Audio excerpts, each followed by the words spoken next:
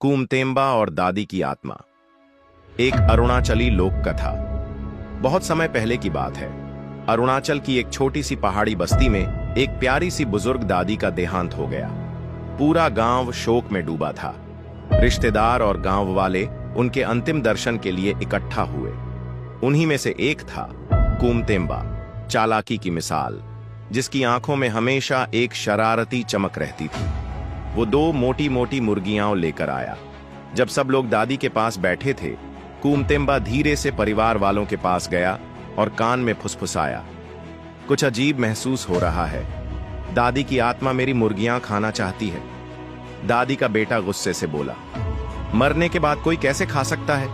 तू पागल है कूमतेम्बा। पर कूमतेम्बा कहां मानने वाला था। मुझे यकीन है भाई, आत्माएं सब समझती हैं। देखना, रात को सच सामने आ जाएगा, उसने मुस्कुराते हुए कहा। बेटा बोला, तो ठीक है, तू आज रात यही रह। अगर कुछ नहीं हुआ तो कल से इस गांव का मुंह मत देखना। कूमतेम्बा ने चालाकी से मुस्कुराते हुए कहा, अगर मैं सही निकला तो तुम्हें मेरी एक बात माननी होगी। बेटा मान गया।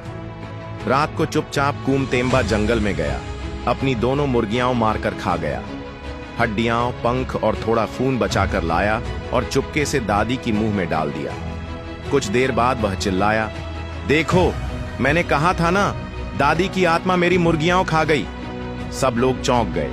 दादी के मुंह में हड्डियां, पंख, जैसे वो सच में खा गई हों। बेटे को अपनी हार माननी पड़ी।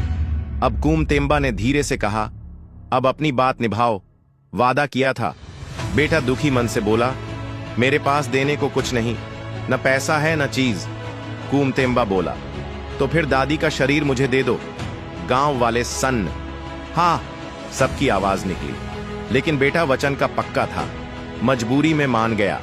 अब चालाक कूमतेम्बा ने दादी को अच्छे कपड़े पहनाए, जैसे वो अब भी जिंदा हो, और उसे गांव के पुराने झूलते पुल पर बैठा दिया।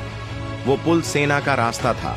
रोज सिपाही वहां से गुजरते थे और कई बार उनके पास कीमती सामान होता था। जैसे ही सिपाही गुजरे, पुल हिला और दादी की लाश नीचे गिर गई। कूमतेम्बा ने जोर से चिल्लाना शुरू किया, अरे दादी, तुम गिर गई। अरे सिपाहियों, ये क्या किया तुमने? सिपाही डर गए। उन्हें लगा उनसे गलती हो गई। शर्मिंदा होकर उन्होंने कूमतेम्बा को सोने चांदी से भरे संदूक दे दिए। कूमतेम्बा ने नकली आंसू पोंछते हुए कहा, ठीक है, मैं माफ करता हूं।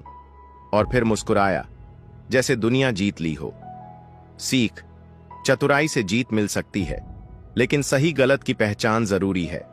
सबको कूमतेम्बा जैसी चालाकी नहीं आती, और हर बार किस्मत भी साथ नहीं देती।